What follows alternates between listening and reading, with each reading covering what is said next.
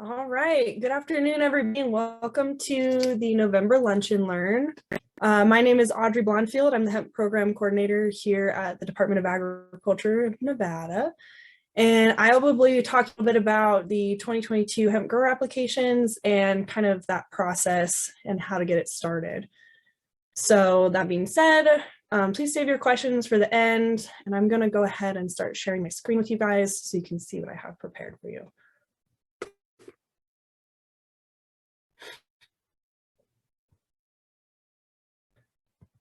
There we go. All right, and everybody can see that okay? No one's saying anything, so I'm assuming so.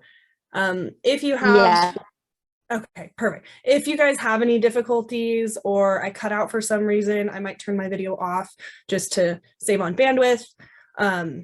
So feel free to let me know, jump in if I start cutting in and out or anything like that, because I really want you guys to be able to hear and learn as much as possible.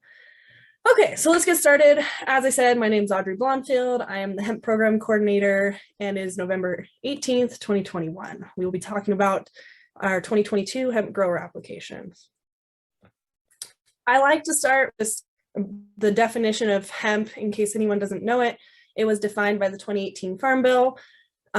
You're welcome to read the description here on the screen or look it up in the 2018 Farm Bill if you would like. The main difference that I want to point out is that hemp is different from marijuana, even though they are both cannabis sativa L. The main difference is the THC concentration. So hemp has to be below 0.3% THC, just in case you guys didn't know that. Okay, so this is the NDA's approach to hemp. We regulate the growth and preliminary production or processing of hemp here in Nevada. There are 3 different types of certificates that come from our program. So there is the hemp grower certificate. This certificate is for individuals who will be producing hemp or growing hemp in Nevada. Our fees have changed from previous years. So there's a flat application fee of $900 plus a $5 acre fee or a 33 cents per 1,000 square footage fee. So it's based on however much you're applying for, but that $900 fee is for each application. Then we have our hemp seed producer certificates. These are for certified hemp growers who are intending to sell hemp seed. That application fee is $100 with the same square footage and acreage fees. Lastly is our hemp handler certificate. And this is for individuals, businesses that'll be processing raw hemp material, such as the black flower material or just biomass, and be using agricultural processing methods. So that includes grinding, pressing, seed cleaning, or various types of oil extraction. Our handler certificates are not for individuals who are taking in processed hemp commodities, such as CBD oil, isolate, or distillate, and then processing further. So I get a lot of questions about, oh, I'm producing a hemp consumer product such as a lotion or a drink, are you guys regulating it? That is not under our jurisdiction. We're doing the preliminary processing, agricultural processing of raw hemp biomass. And the application fee for a hemp handler certificate is a flat $1,000. If I go too fast, also yell at me because I have a tendency to go quick. Okay, kind of getting into the meat and potatoes of this discussion. So where do you find the hemp grower certificate or application to become a hemp grower in Nevada? So I like to break down the steps because some people don't necessarily want to click the link or they can't access it very easily. So if you just Google Nevada Department of Agriculture, click that first link, then you'll see a brown bar, click on plant, then you'll click on the industrial hemp program. It's kind of in the middle of the page. And then you'll click on applications and harvest reports, and you will see all of our applications listed in there. And it will say for 2022. So when you open it and you click that link for the hemp grower application, it should say 2022 there at the top. And you kind of want to check that before you start filling it out, just to make sure the link was working. And if you don't want to go through those steps, I did provide the link directly to that applications and harvest report page on our website, so you can go directly there if you'd like to.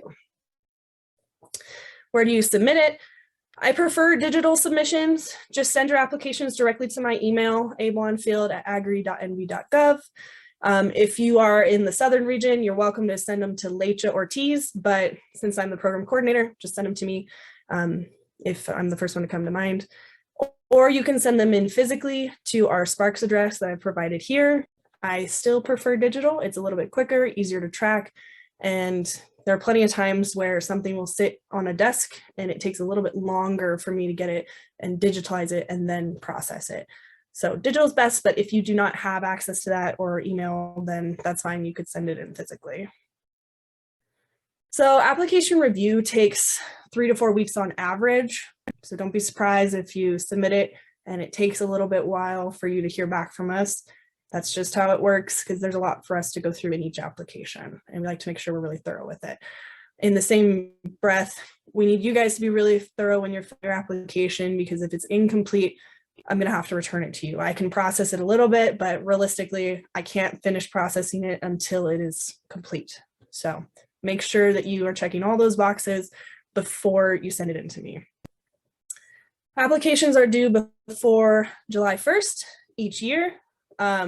Most growers like to be finished planting sometime in July. So ideally, you should already have applied by then. And we impose this deadline to make it easier for us to transition then into harvest season. That way I'm not sitting behind my desk processing applications when we need to be out in the field. So it's just to make it a little bit easier for everybody involved. The certification period, keep in mind these certificates expire December 31st every year, regardless of when they're issued. So if you apply late and you get certified late, it's still going to expire December 31st. I always encourage growers to apply as early as possible so you can make the most of that certification period. But obviously things happen, and if you're delayed, that's okay too.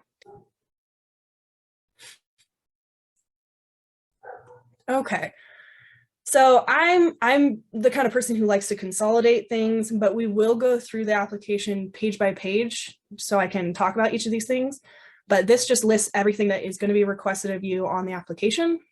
So first and foremost, it's the contact info. We need like the business name, contact name, email, phone, mailing address, and social security number and EIN. Those are required by regulation. So if you don't add it to the application, I have to return it to you. You can apply as an individual if you do not have a registered business license. Information, we need to know the physical address, GPS coordinates, a map of the intended growing area, indoor and outdoor production intent, the varieties you're going to be growing, and where you got them from. Attachments, which we will go into detail. I need a copy of the business license, a notarized letter of landowner approval, local jurisdictional approval, proof of water rights, and a criminal history report for the registrant or one key participant.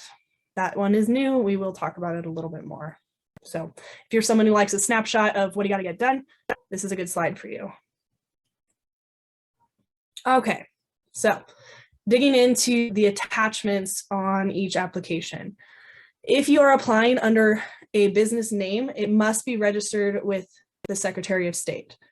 Otherwise, you need to apply as an individual. So if it were me, since I don't have a business license, I would apply as Audrey Blonfield. But if I did, then I could list that business license name, the business name, and include the business license, a copy of it. So if you don't have that, make sure you get a copy of it. A map of the intended production area. I prefer Google Earth Maps. However, if you can get some sort of image or a scan of the field that you're going to be growing in, that would be fine. Highlight on there or mark on there where exactly you plan to be growing. That way I can map it clearly on my end and then make sure we're charging you correctly for the area that you're applying for. Because again, there's that area fee. So we want to make sure that we're identifying exactly where you're going to grow. Don't mark your entire parcel or the entire field if you're not going to grow in it. Mark where you plan to grow. I always tell growers, include a little bit more if you think you might have a slightly bigger, production area, because it's better to have that land certified rather than to not have it certified and then find out you're growing on, say, an added acre and we have to go back and revise your certificate. So just keep that in mind when you're filling out the map. All right, local jurisdictional approval. I know this one's kind of confusing and the wording seems weird. Basically, I just need to know that you have permission from your local authorities to grow hemp at that site or location. So if you're on agriculturally zoned land, just provide proof of that zoning. If you don't really know, reach out to your local planning and zoning department.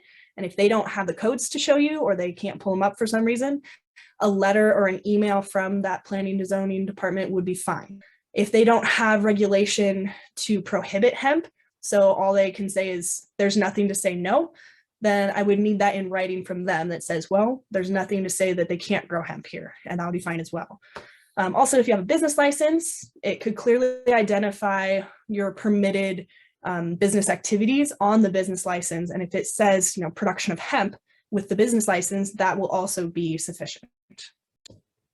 I know that one's confusing for people, but if you have problems with it, reach out to me and we can work through it together.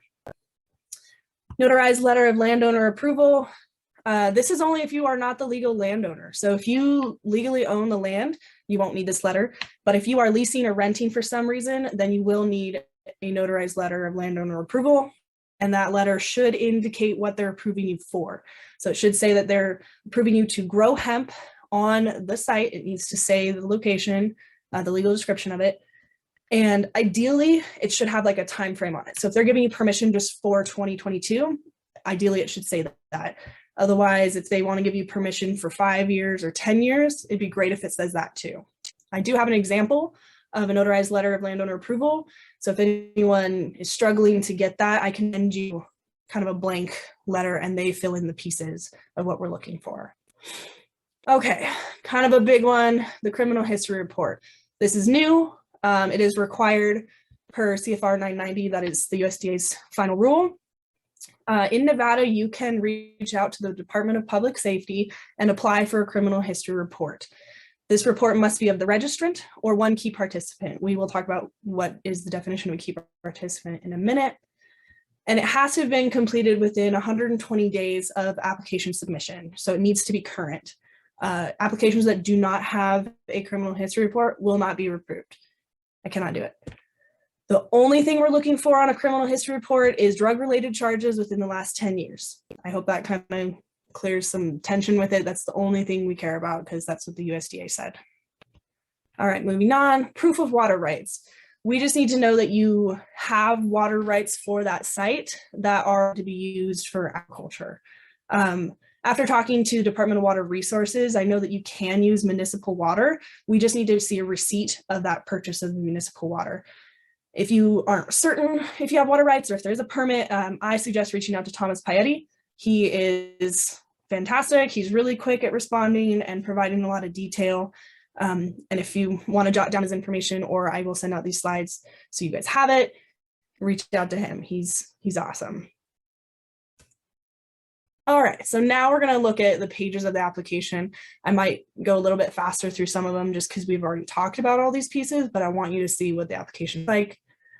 Again, going to note, make sure it says 2022 up there at the top because our application is updated each year.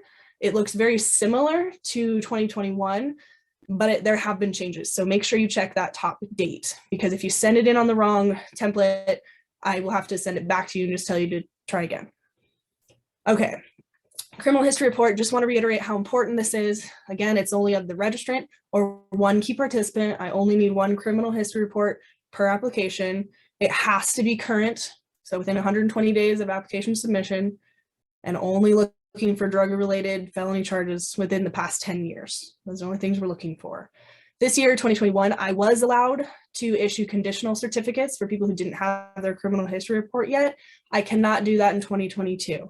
Start this process early. I can't emphasize it enough. Reach out to Department of Public Safety and get your application started. That way there are no delays when it comes to your application, so you can grow hemp starting as early as you want to. Well, the first of the year. All right, key participant. This is the definition included in our updated NAC 557. Basically, it must be someone with executive managerial control or like a chief executive in the business or the partnership.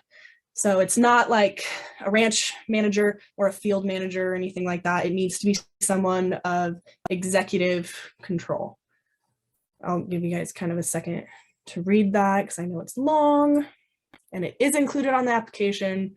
So when you're going through it, if you're not really certain if someone fits the definition of key participant, it's on there for you guys. So you can just read it or look up the regulation, either way.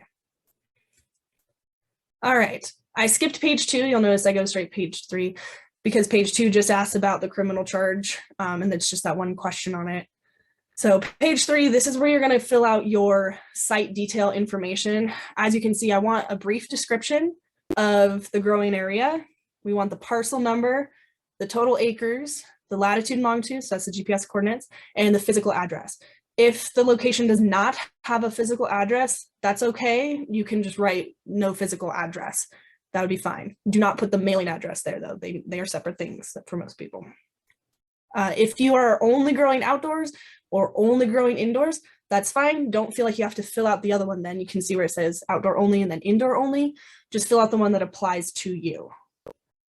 Page 4, your production intent. So if one of those checkboxes doesn't meet what you are intending to grow for, or if you are growing for research, then you want to write that in under other. Ownership details, again, just making sure that you are the legal landowner. And if you're not, then we need a notarized letter of landowner approval.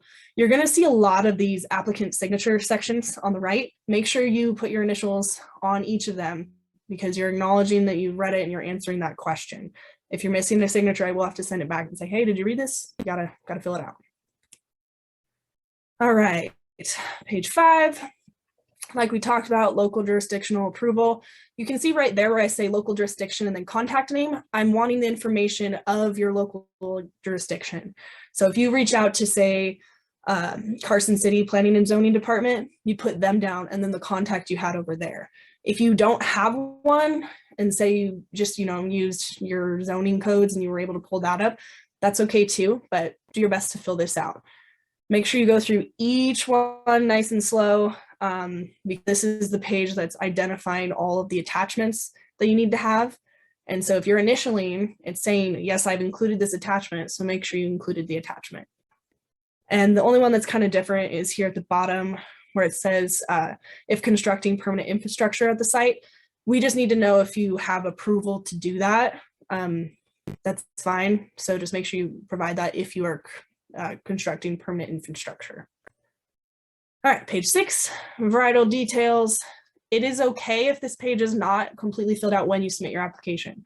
This is the only page that's like that, because I understand that some growers might pick a certain variety and have an intended amount, say pounds or seeds that they're, going to try to acquire, and they have an intended dealer, and then maybe it falls through. That's okay, but still try to fill it out with what you're planning to do, and we can later update this page if we have to. You can submit just page 6 if something changes later on. Say you found a whole bunch of new varieties from somebody that you really want to grow, that's fine. Just send me an updated page 6 and we can update your file.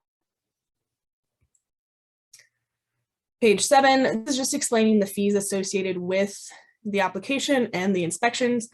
As I mentioned, those are the fees specifically for the application itself and acreage and square footage. Then you are also responsible for the NDA's inspection fees. So it's $60 an hour for our time to be there. Plus you pay for the mileage and our drive time, which is the current IRS reimbursement rate. So I know that kind of changes. That's why we listed it like that. We have a couple methods of payment submission. You'll see this when I reach out to you guys after reviewing application. I'll always let you know how you can submit payment, so don't feel like you have to know right off the bat. That last question on there is just if you want us to share your information publicly. We do have a certificate holders list that is posted on our website. So if you don't want your contact information on that list, I won't include it if you check no on this box. Otherwise, you probably want to be ready for some emails. I get some people that say they get advertisement, but sometimes it helps growers connect and talk. So really up to you guys if you want your contact information shared. Last page is page 8. Make sure you go through this page very slowly and cautiously. This defines all the terms and policy procedure that you are agreeing to with your application. So you are signing and agreeing to uphold all of these terms and conditions. It's nothing fancy. It's nothing trying to trick you up. It's just listing the regulation and permitted like access from the NDA, things like that. So read through it really closely. It does change each year a little bit because we have to update it with current regulation and program policy. So just take your time going through it. Don't miss any of those initials. But if you have a question on one of them, so you like don't think it applies to you and you leave it blank, you could always reach out to me and we could discuss it and figure out the way forward. But you do have to fill it out. All right, I know that was a lot. I threw forward a ton of information really quickly. So I don't know, Shada, did you want questions answered now or after the next presentation? Did you want to wait? So we do the questions all at the end. Perfect. So I can turn off the recording and have it just move a little smoothly. Okay, we'll do that. So I know I'm asking for questions, but we will wait until the end and I will stop sharing now. That way we can get our next presentation going and I will answer your guys' questions at the end.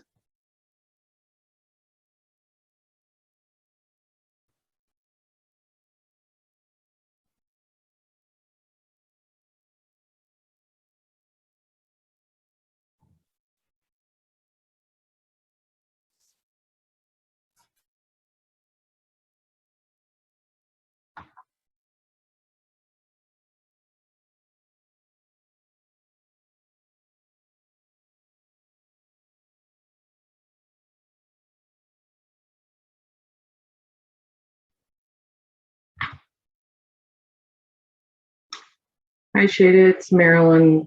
Am I next? Yeah, Marilyn, if you want to go next or if you want Kayla to go. Okay, I'll go ahead. Hi, my name is Marilyn Jones. I'm a program specialist with the Nevada Farm Service Agency State Office, and I'm planning to discuss the new ELAP livestock feed transportation program. I'll go ahead and get my presentation up here.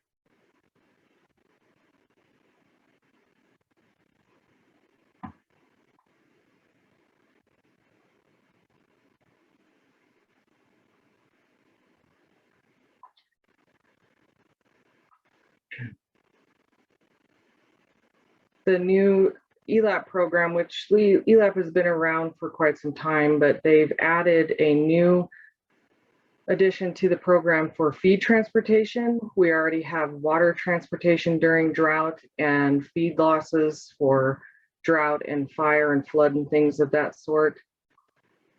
But adding the feed transportation helps when we're in severe drought, such as 2021 has been.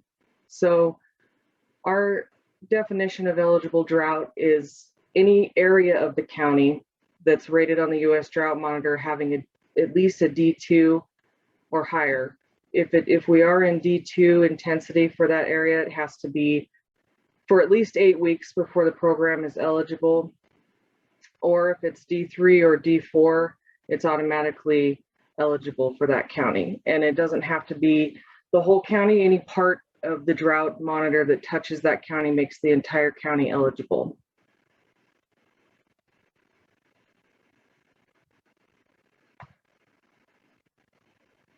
Sorry. So the beginning date of drought is the earliest date of the following, either the last day of the 8 consecutive weeks during the normal grazing period for the specific type of pasture, or the first day that the county was rated D3 or D4 on the U.S. Drought Monitor.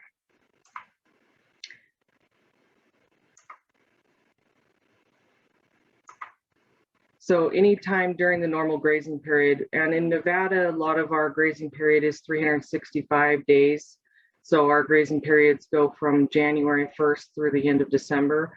But we do have some pasture types that are improved pasture that do not begin at the beginning of the year. They start at different times. So some start, for example, April 15th or June 1st. So it just depends on your pasture type for grazing, and it depends on what county and when that county became eligible. So this program will be retroactive to whatever date your county and pasture type became eligible in Nevada. And these are for losses that are resulting from additional cost incurred to transport livestock feed for any additional mileage above normal. So when we do your application, we have to take into consideration if you normally have to transport feed or not. We're going to help cover costs for anything above what you normally have to do. So to be eligible, the additional cost for transporting the livestock feed, it has to be transported to eligible livestock that it would normally have been on the eligible grazing land physically located in the county where the eligible drought occurred. And so because of that, it has to be during the normal grazing period. To be considered eligible livestock feed for losses, the livestock, it can be livestock feed or stuffs, which will include, mineral salt licks, other things that you have to put out for the animals, not just taking them hay. It has to be transported to eligible livestock physically located, and it'll be additional mileage above normal mileage, like I just said, to your livestock that you travel to purchase livestock feed, not to exceed 1,000 miles. So each trip we will pay up to a maximum of 1,000 miles per truckload. So ineligible livestock feed transportation does not cover the first 25 miles per truckload that the feed is transported, and it does not cover empty truckloads. So it's only for loaded miles that we're counting, and it's mileage for over 1,000. We cap at 1,000 miles per truckload. You're self-certifying on the ELAP application to both of the following for the current year in which the losses occurred and normal year. So for the current year, 2021, your number of truckloads of livestock feed hauled and the mileage per truckload of livestock feed. And you're going to use a calculation worksheet that'll clearly show on one side, you're going to put what you normally haul, and on the other side, it'll be what you had to haul because of the drought. So the program is self-certification, but however, if you have a request from your local county committee to verify the information, then you have to provide records that substantiate it. If you keep a log of miles traveled, where you went to, where you picked up your feed, etc., you might have to have purchase tickets for your hay or your mineral salt licks, etc. So that's just so that they can summarize and see if you have contemporaneous records to show. Our county committees oversee all of our applications, so you might have one that's in question and have to provide documentation. Otherwise, we go off of what you tell us, which is their self-certification on the payment calculator. For us to determine the payment calculation, we use a national payment factor of 60% of the total, or 90% for socially disadvantaged, limited resource, beginning or farmer or military veteran, times the national average price, which has been set at $6.60 per truckload, times the eligible mileage above normal.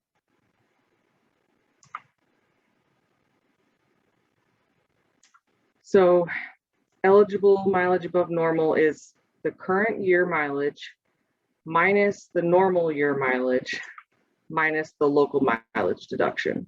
I do have an example that we'll go through so that it makes a little more sense. But the number of truckloads for feed purchased in the current year times that mileage per truckload not to exceed 1,000 miles of the livestock feed purchased in the current year times the livestock owner's share of the livestock feed transportation cost, which generally is 100%, but if you share in the risk of the livestock and you only have 50% risk, you would only get 50% there, but most of it is 100% for livestock owners. The normal year mileage are the number of truckloads that you purchase in a normal year times the mileage per truckload not to exceed 1,000 miles in the normal year times your share. So it's the same, basically the same thing. You have your current year mileage and your normal year mileage, which could be 0 if you don't normally have to haul any kind of feedstuffs or hay to your livestock. So there is a local mileage deduction. It's the number of truckloads of livestock feed purchased in the current year minus the number of truckloads of livestock feed purchased in a normal year. So if you have current year mileage and you also normally have to haul hay or feedstuffs and your result is negative, then we will not penalize you for the first 25 miles. Otherwise, we're going to multiply that and we're going to take off the 25 miles per truckload unless the result is negative. So for each type of loss that you have under the ELAP program, you normally have to file a notice of loss within 15 days. That's for any type of application with ELAP, whether it's a feed loss, you have water transportation, feed transportation, etc., or you lost a haystack in a flood or a fire. It has to be reported within 15 days to be considered timely. But for 2021, the notice of loss reporting has been extended to be the same date as the application for payment deadline, which is January 31st, 2022. That's the final application period for this program for the 2021 year. So there will not be any problems filing a notice of loss at any time, even if you've been hauling hay or water this entire year. You need to access and fill out the livestock feed transportation producer tool. It's available on farmers.gov. It calculates the estimated payment for feed transportation. This is not considered the application. It is basically to be used as a log for your miles, your truckloads, and keeping track of your current year mileage and also any normal hauling that you would do. It's available with demonstrations and instruction videos on how to use the tool on farmers.gov, and then you can print or email a payment estimate that's generated from the tool, and you can provide it to your FSA county office, or you can call your county office and they would be happy to help you work through that producer tool. I was going to go through a scenario just to show you kind of what it would look like. So in a normal year, for example, producer Smith purchases and hauls 10 loads of hay at 100 miles to eligible livestock during the normal grazing period. In 2021, Mr. Smith hauls 40 loads of hay at 300 miles per load during the normal grazing period. He certifies that he's not an underserved producer, which would be the higher 90% for socially disadvantaged, limited resource, military, veteran, or beginning farmer. That's what an underserved producer would qualify. Since he's not an underserved producer, he would be at the 60%. He shares 100% in the hay that is hauled in the normal and in the current year. So we take 40, which is the number of truckloads that Mr. Smith purchases in the current year, times the 300, which is the mileage per truckload of feed that he purchased, times 100%, which is Mr. Smith's share. And so we have 12,000 miles that are eligible current year mileage. Then for the normal year mileage, there's 10 loads times the 100 miles per truckload of feed purchased in the normal year. He has 100% share, so that's 1,000 miles that he normally hauls hay to his eligible livestock per year. So now we have to decide, is there a local mileage deduction, which I was saying is the first 25 miles. So we have 40 truckloads in a current year minus 10 truckloads in a normal year is 30 truckloads times the 25 miles equals a 750 mile local mileage deduction. So that will come off the top of the total miles that we can pay on. So we take the 12,000, which was the total miles, minus 1,000, which is the normal year mileage, minus 750, which is the local mileage deduction. And so now we have 10,250 eligible miles above normal. So we take the total miles that we can use in the calculation, times the national payment rate of $6.60 per truckload times 60% national payment factor, because Mr. Smith certifies he's not a limited resource, socially disadvantaged, or beginning or veteran farmer. And this would be the estimated payment, $40,590. So that's just kind of an example of how that payment would work out. Like I said, ELAP also covers water hauling and feed losses due to eligible disasters. Signups for 2021 are available until the end of this coming January, and they're retroactive for 2021, and depending on the beginning date of drought. I have a typo there. It's available until January 30th, 2022. Farmers.gov also has a tool to help you find the FSA service center that accesses your county. There's links to the producer tool. There's fact sheets for for this program and more. We have 7 county offices in the state of Nevada to service wherever your drought is occurring and whatever county you're hauling in. So you can easily contact any of those offices. I'd be happy to, from the state office level, help you find which office would be appropriate for you. So I'm going to stop sharing my screen now, and I guess I will pass it over to Kayla now and then take any questions at the end for the ELAP section. Thank you.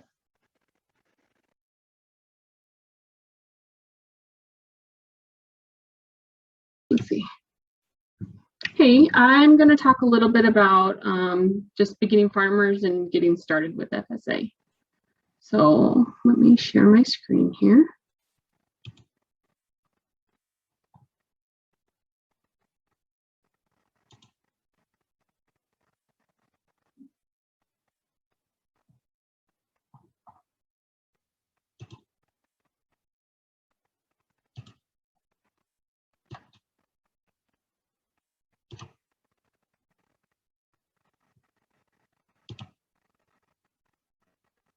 All right, there we go.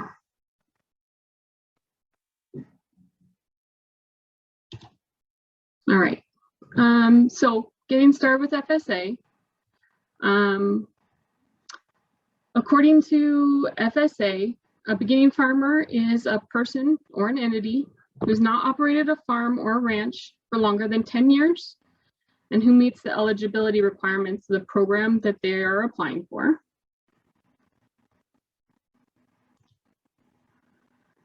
To get started, you can contact your state beginning farmer and rancher coordinator, which is me. So you could contact me, and I could contact you with the local service center and provide you with some extra information to help you get started.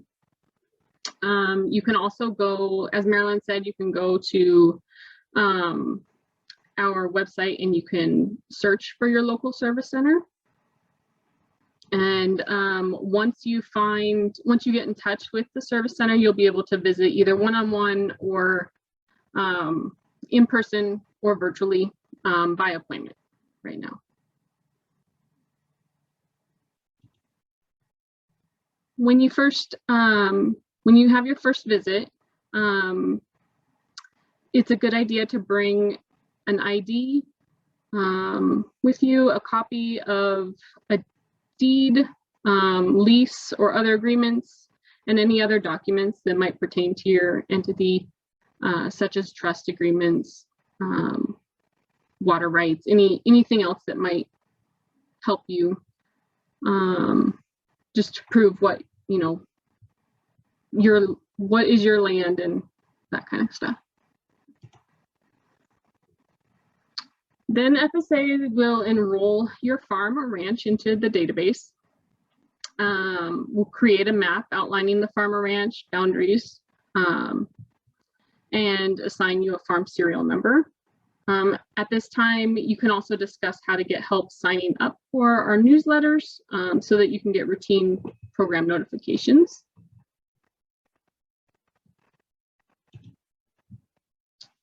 So what does FSA offer? We have programs and loans. We have programs such as disaster assistance, conservation programs, safety net programs, and risk management programs.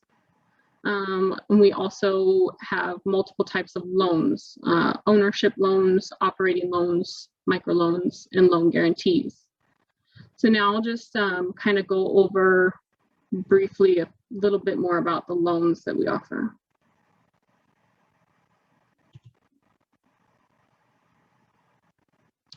FSA is supervised credit, so it's different from traditional credit. It makes we make and service direct loans through supervised credit with funds from the U.S. Treasury. We offer loan guarantees for loans made by conventional lenders, and this tends to provide an opportunity for those who may not otherwise qualify for ag credit. In order to qualify, the applicant must be unable to obtain sufficient credit elsewhere, be a citizen or legal resident, possess legal capacity to incur the loan obligation, have acceptable credit history, and be the owner or operator or tenant operator of the family farm. So now briefly just touch on what each of these loans are. Our operating loans can be used to purchase equipment, livestock, production expense, or refinance operating expenses. They're 1 to 7 year terms, and the loan limit is $400,000. Our farm ownership loans can be used for land purchases, capital improvements, soil and water conservation, loan closing and related expenses. These you can repay in up to 40 years, and the limit on those are $600,000. Then we also have microloans. Microloans are limited to up to $50,000, but they have a much simpler application process and less paperwork. There are both ownership and operating types of microloans. The repayment term for that's 1 to 7 years for the operating loans, and up to 25 years for farm ownership loans.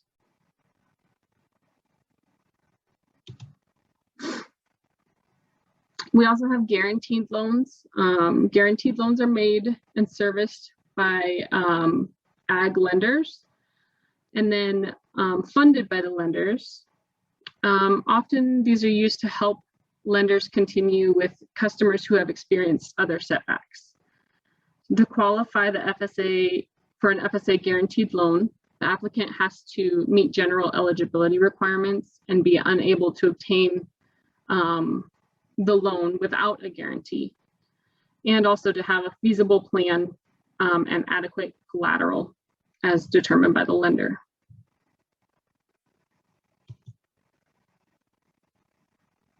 And lastly, we have a down payment loan program. The applicant must be a beginning farmer, veteran farmer, socially disadvantaged farmer or rancher, and be able to provide 5% down payment. The down payment loans can be used only to partially finance the purchase of a family farm. FSA can loan up to 45% of the lease to the purchase price. The balance of the purchase price is not covered by the down payment loan, and the loan applicant's down payment may be financed by a private lender.